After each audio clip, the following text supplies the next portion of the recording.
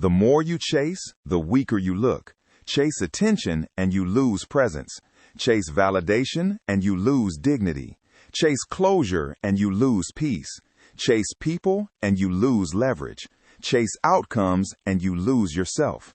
And the worst part is, most people do not even realize they are chasing. They call it caring. They call it trying. They call it fighting for what they want. But a lot of the time, it is not devotion. It is dependence. And dependence always leaks power. Because the moment your peace depends on being chosen, answered, understood, validated, or emotionally resolved by something outside you, you are no longer standing in your own center. You are being pulled. In this video, I'm going to show you why chasing destroys power, why detachment is one of the highest forms of self-respect, and how Stoic discipline helps you stop running after people, outcomes, and emotional resolution that keep draining your energy. Because powerful people do not beg life to calm them down. They build a self that is not so easily owned by what keeps moving away. And once you learn that, everything changes. Your peace changes, your standards change, your relationships change, your presence changes. Because the less you chase, the harder you are to control. Whatever you chase owns something in you. That is the truth. If you chase a text back, then silence owns part of your nervous system. If you chase approval, then opinion owns part of your identity. If you chase reassurance, then uncertainty owns part of your peace.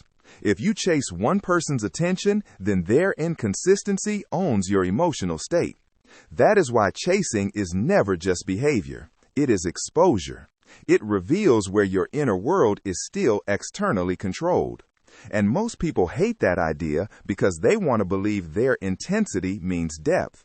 But not all intensity is depth. Sometimes intensity is just hunger with no discipline. Sometimes what you call love is attachment. Sometimes what you call passion is dependence.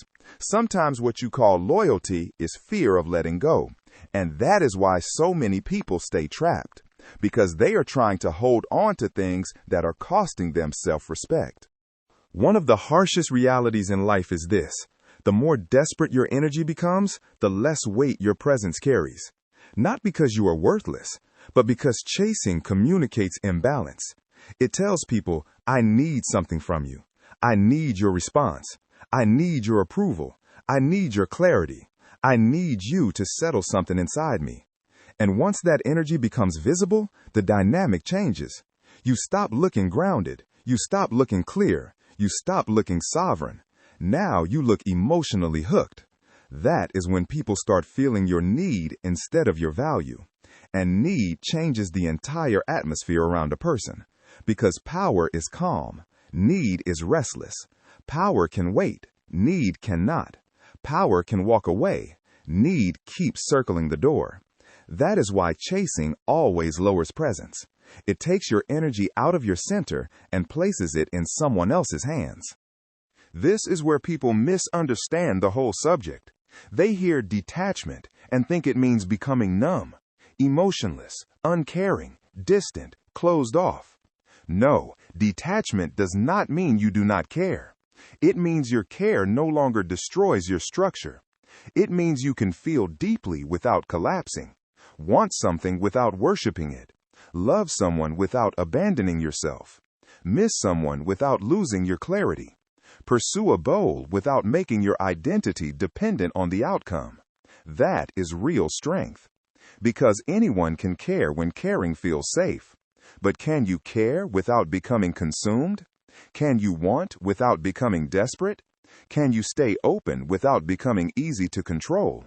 That is what detachment teaches. Not the absence of emotion, the governance of it. This is where Stoicism becomes powerful. The Stoics taught that suffering intensifies when we attach our peace to what is not fully ours. Other people's choices, other people's opinions, other people's responses, outcomes, timing, recognition, external success. The Stoic move is not to stop participating in life. It is to stop making your inner stability depend on what you cannot fully command. That means you can pursue without clinging. You can act without begging. You can love without losing yourself. You can give effort without emotionally collapsing around results. Because once your peace becomes conditional on external return, you are no longer free. And the whole Stoic path is about freedom. Freedom from being ruled by appetite. Freedom from being ruled by fear. Freedom from being ruled by the emotional instability of the outside world. That is what makes detachment powerful. It gives your center back to you. Let's be honest about what chasing really is. Most of the time, people are not chasing love. They are chasing relief. Relief from uncertainty. Relief from rejection. Relief from silence. Relief from not knowing where they stand. Relief from the emotional discomfort of not being in control. That is why they keep texting, keep checking, keep explaining, keep revisiting, keep reaching. Keep trying to force a conversation and answer a choice of feeling. Not because it brings dignity, because it promises temporary relief. But relief is not power. And the problem with chasing relief is that it teaches your mind the worst possible lesson. When I feel unstable, I run outward. That habit will ruin your life. Because if every internal discomfort sends you chasing something outside yourself, then you never build inner command. You only build emotional dependence. Powerful people still feel. They still want. They still care. They still get disappointed. The difference is what they do next. They do not immediately run after what moved away.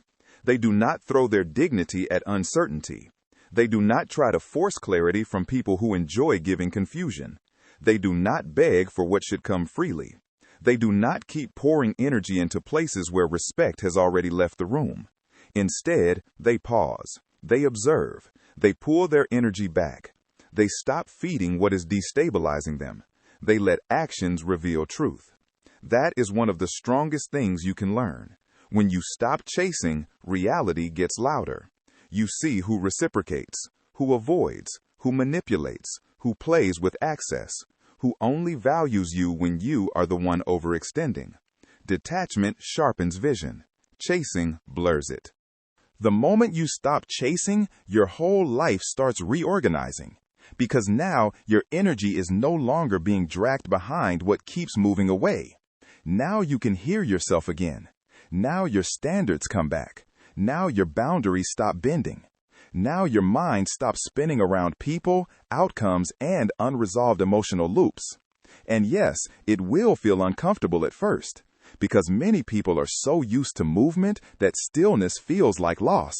They are so used to pursuit that peace feels empty. They are so used to emotional hunger that calm feels unfamiliar. But stay there, because that discomfort is not always loneliness. Sometimes it is withdrawal from dependency. And if you can endure that stage without running back into the chase, you become stronger than most people ever do. Because now your value is no longer built on being chosen. It is built on being centered. So what do you do when you feel the urge to chase? First, pause the impulse. Do not send it immediately. Do not explain immediately. Do not reach immediately. Do not try to solve the discomfort instantly. Second, ask, what am I really chasing right now? The person or relief? The answer matters.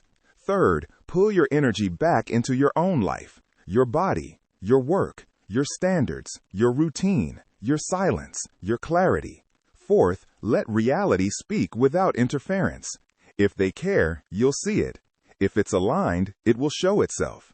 If it's not yours, chasing will not make it yours. And fifth, remember this. You do not need to pursue what is already aligned.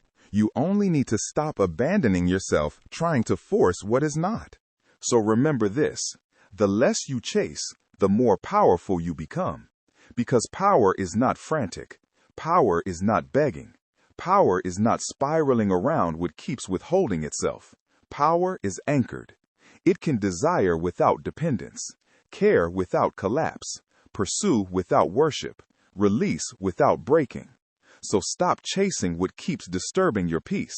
Pull your energy back, return to your center, and let your life be built by standards, not desperation. If this hits something real in you, like, share, comment, and subscribe. And in the comments, write this: I do not chase what costs me peace.